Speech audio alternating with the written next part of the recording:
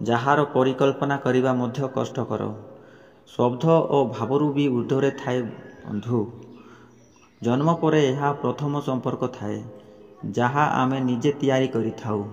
ବାପା ମା, ଭାଇ ଭଉଣୀ, କାକା କାକି ତଥା ମଉସା ମାଉସୀ ଭଳି ସମ୍ପର୍କ ତ ଜନ୍ମ ସହ ଆମର ଜଡ଼ିତ ଥାଏ। ମାତ୍ର ଏ ସମସ୍ତ ସମ୍ପର୍କରୁ ବେଶ୍ ଊର୍ଦ୍ଧ୍ୱରେ ରୁହେ ମିତ୍ରତା। ସେଥିପାଇଁ ତ ପ୍ରତିବର୍ଷ ଫ୍ରେଣ୍ଡସିପ୍ ଡେ ସମର୍ପିତ ଥାଏ ଏହି ବନ୍ଧୁତ୍ୱ ପାଇଁ। ଅଗଷ୍ଟ ମାସର ପ୍ରଥମ ରବିବାର ଏହା ପାଳିତ ହୁଏ। ସମସ୍ତଙ୍କ ଜୀବନରେ ବନ୍ଧୁ ରହିବା ନିହାତି ଆବଶ୍ୟକ। ସାଙ୍ଗ ସେହି ସାରଥୀ ଅଟେ ଯିଏ ସୁଖ ଦୁଃଖ, ହସ କାନ୍ଦରେ ଆମ ଜୀବନରେ ଥାଏ। ସେ ଦୁଃଖ ଦୂର କରେ ଓ ସେ ହିଁ କେବେ କେବେ ଦୁଃଖ ଦିଏ। ଯାହା ଜଣକ ପାଇଁ କେତେ ଯେ କଷ୍ଟକର ହୋଇଉଠେ ସେହି ନିଭାଇଥିବା ଲୋକ ହିଁ ଜାଣେ।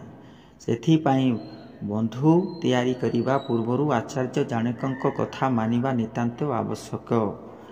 ତାଙ୍କର ନୀତିଶାସ୍ତ୍ର ତ ଜୀବନର ପ୍ରତିଟି ଘଟଣା ଉପରେ ଆଧାରିତ।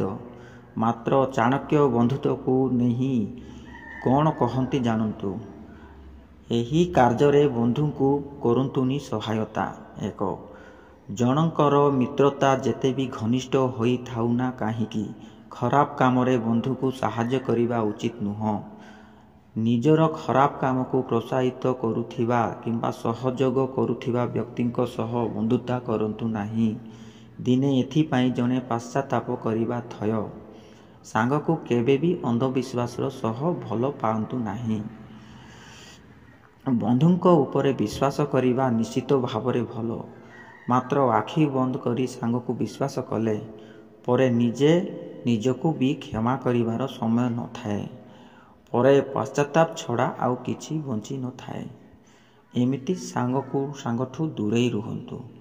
ଯିଏ ବିପଦ ସମୟରେ ସାହାଯ୍ୟ କରେ ତାକୁ ହିଁ ପ୍ରକୃତ ବନ୍ଧୁ କୁହାଯାଏ। ସେଥିପାଇଁ ଯେଉଁ ସାଙ୍ଗ ବିପଦ ସମୟରେ ନିଜଠୁ ଦୂରେଇ ଯାଏ, ସେମିତି ସାଙ୍ଗ ସହ ରହିବା ଉଚିତ ନୁହେଁ। ବିପଦ ସମୟରେ ହିଁ ବନ୍ଧୁତ୍ୱର ଅଗ୍ନି ପରୀକ୍ଷା ହୋଇଥାଏ, ଯାହା ପ୍ରକୃତ ବନ୍ଧୁତ୍ୱର ନିଦର୍ଶନ ଛାଡ଼ିଯାଏ। ଏହି କାର୍ଯ୍ୟ ନିଶ୍ଚିତ କରନ୍ତୁ। ବନ୍ଧୁତା କେବେ ବି କୌଣସି ବି ସ୍ଥାନରେ କାହା ସହ ବି ହୋଇପାରେ। ମାତ୍ର ବନ୍ଧୁତା କରିବା ପୂର୍ବରୁ ବ୍ୟକ୍ତି ବାବଦରେ ଟିକେ ଯାଞ୍ଚ କରିବା ନେବା ଠିକ୍ ହୋଇଥାଏ ବୋଲି ଚାଣକ୍ୟ ନୀତି କୁହେ। ଏମିତି ନ ହେଉ କି ଆପଣ ଜଣେ ଖରାପ ବ୍ୟକ୍ତିଙ୍କ ସହ ବନ୍ଧୁ ହୋଇ ସାରିଛନ୍ତି ଓ ଆପଣଙ୍କୁ ପରେ ପଶ୍ଚାତ୍ତାପ କରିବାକୁ ପଡ଼ୁଛି। ସେଥିପାଇଁ ଏ ଦିଗରେ ଯଥେଷ୍ଟ ଯତ୍ନବାନ ହେବା ଆବଶ୍ୟକ। ନହେଲେ ସେହି ବ୍ୟକ୍ତି ଜଣକ ଆପଣଙ୍କ ଅସୁବିଧାର କାରଣ ସାଜିପାରନ୍ତି।